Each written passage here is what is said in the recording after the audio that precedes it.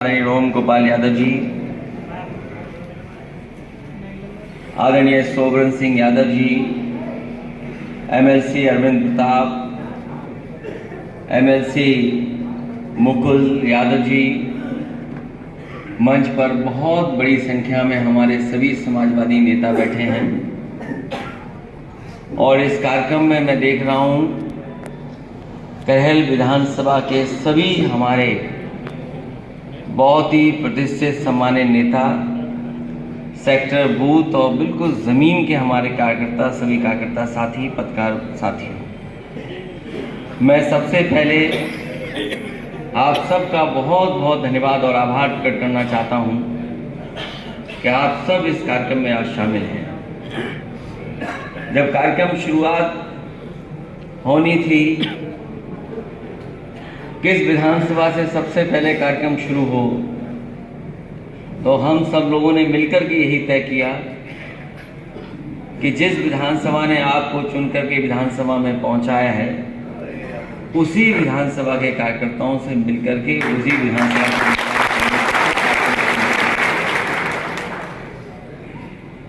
ये वही क्षेत्र है जिसने अभी कुछ दिन पहले मुझे ऐतिहासिक वोटों से जीत दिलाई है।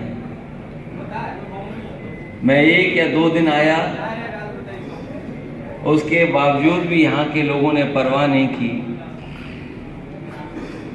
बड़े बड़े विरोधी पार्टियों के नेता यहाँ पर आए जो न जाने क्या क्या बता रहे थे। उसके बावजूद भी करहल के नेता और कार्यकर्ताओं ने पूरी जिम्मेदारी बूथ पर संभाली और बहुत अच्छी जीत मुझे दिला करके विधानसभा पहुँचाया।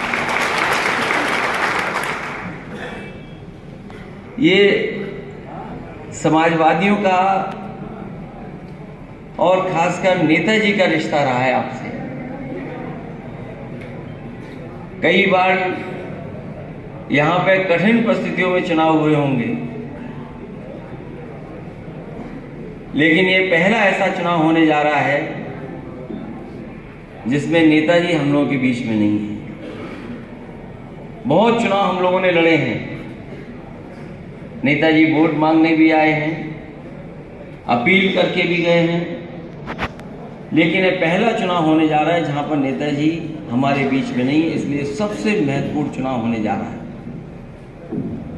जहां हमसे पहले लोगों ने कहा कि नेताजी की प्रतिष्ठा, सम्मान और उनकी सच्ची श्रद्धांजलि का ये चुनाव है।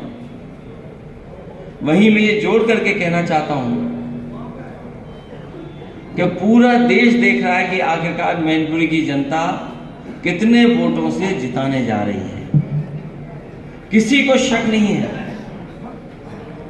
जितने लोग हैं जो चर्चा कर रहे हैं, वो चर्चा चाहे कुछ कर रहे हों, लेकिन अंदर ही अंदर उन्हें पता है कि यहां से जीत समाजवादियों की होगी, समाजवादी पार्टी की जीत होने वाली। और जो थोड़ी बात चर्चा में रहती थी बगल की विधानसभा की, कल सबसे पहले आकर के चाचा, उनसे भी मैं मिल लिया। तो असली बात तो यही है कि अब मुकाबला होना है करहल और जसवंत नगर विधानसभा में कौन ज्यादा वोटों से जीता है।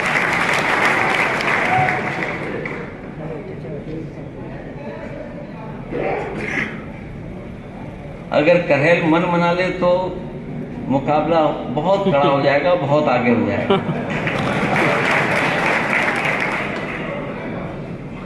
इसलिए ये चुनाव जिन परिस्थितियों में होने जा रहा है वो सबको पता है। एक हमें साथी मिले कुछ दिन पहले, उन्होंने कहा कि जो प्रेस के लोग जिंदगी भर नेताजी को बुरा भला कहते थे,